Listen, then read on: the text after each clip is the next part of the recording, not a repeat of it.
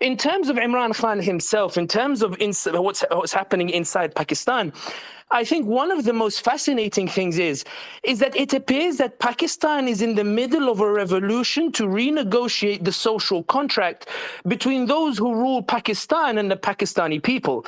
I actually think that Imran Khan's greatest crime, between quotation marks, is not that he upset the US or upset Saudi Arabia or the UAE or the like.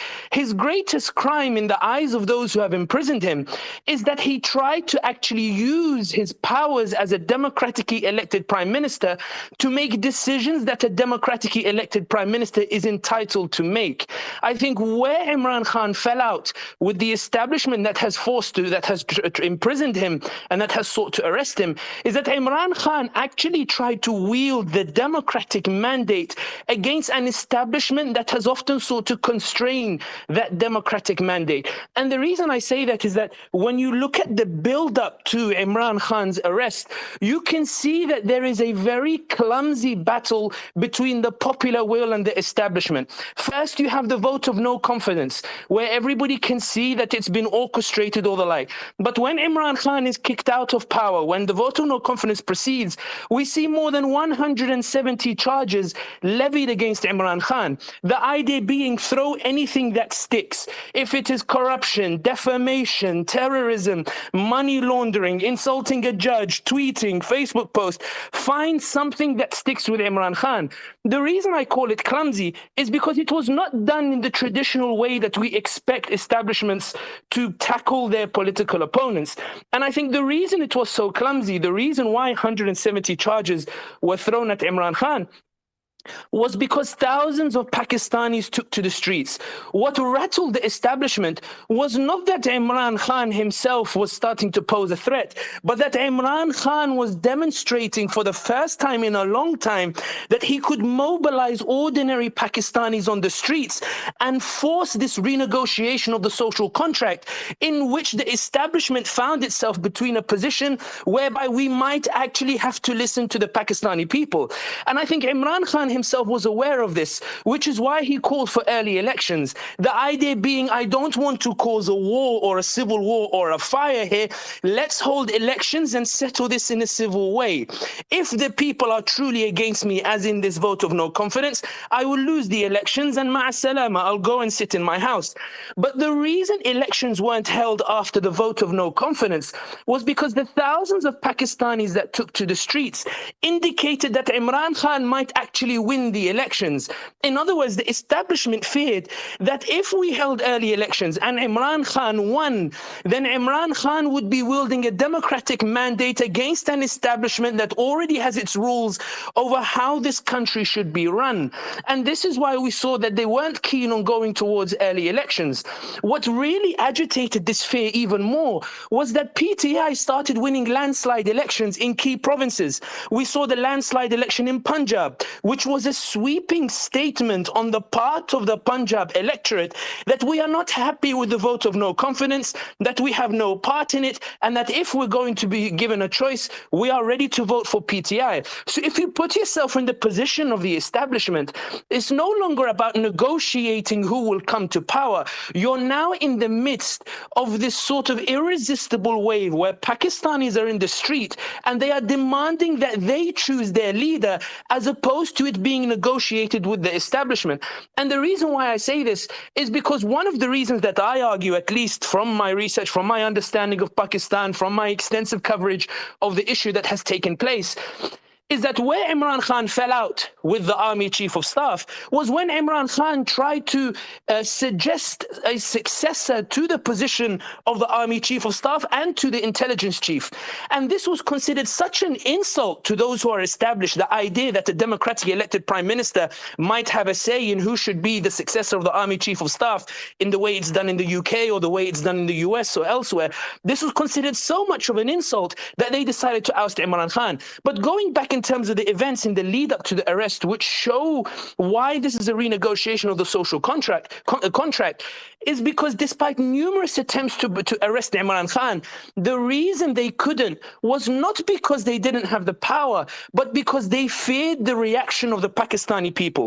They feared that if they arrested Imran Khan, they would enter into clashes with the Pakistani people. And that's why the continued rallies meant that Imran Khan could not be arrested. And that's why the focus was on how to delegitimize PTI.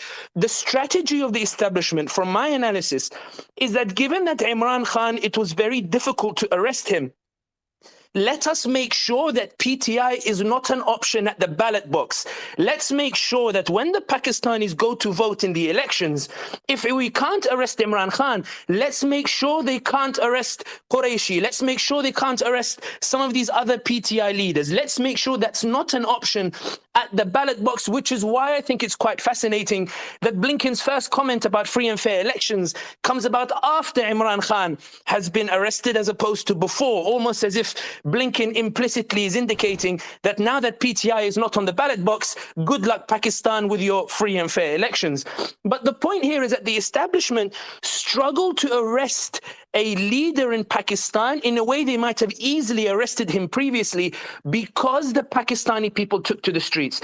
And the only comparison you can make in recent times is 2016 in Turkey when there was an attempted coup and Turks took to the streets to prevent that coup. I'm not saying that there was a coup taking place in Pakistan itself, but I'm saying that people power meant that the establishment struggled to arrest Imran Khan. And that's why, going back to the idea of the clumsiness, when the paramilitaries were sent to the court to arrest Imran Khan, it was almost as if the establishment was saying that, my goodness, this incompetent police won't arrest Imran Khan. The people keep protecting Imran Khan. Let's send a heavy-handed force to go and arrest Imran Khan because the days are counting down to when we constitutionally have to hold an election. So let's arrest him quickly and let's make sure that he gets indicted so that we keep him out of those particular elections.